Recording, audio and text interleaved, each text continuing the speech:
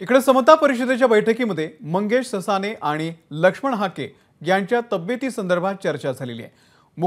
भुजबळांनी बैठकीच्या दरम्यान दोघांशी फोनवरून संपर्क साधलेला आहे।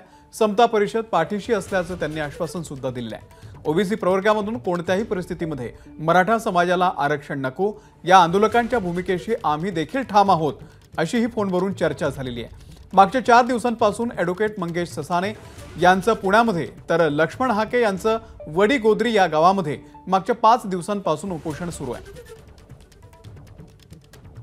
निलेश बुधावले आपले प्रतिनिधी या संदर्भातले अपडेट देतील। निलेश, अमोल, ओबीसी प्रवर्गातून कोणत्याही परिस्थितीत मराठा समाजाला आरक्षण नको या मागणीसाठी मागच्या 4 दिवसांपासून पुण्यामध्ये मंगेश ससाने हे उपोषणाला बसलेले आहेत, तर दुसरीकडे लक्ष्मण हाके हे वडीगोद्री या जालना जिल्ह्यातल्या गावामध्ये उपोषणासाठी बसल्याचं पाहायला मिळत आहे। आज त्या दोघांशीही छगन भुजबळ यांनी समता परिषदेच्या बैठकीच्या दरम्यान संपर्क साधला आणि त्यांच्या उपोषणाला पाठिंबा दिल्याचं पाहायला मिळालं। यासोबतच समता परिषद तुमच्या पाठीशी ठामपणे उभी असेल अशा पद्धतीची देखील एक आश्वासन या निमित्तानं या दोघांनाही दिल्याचं पाहायला मिळालं।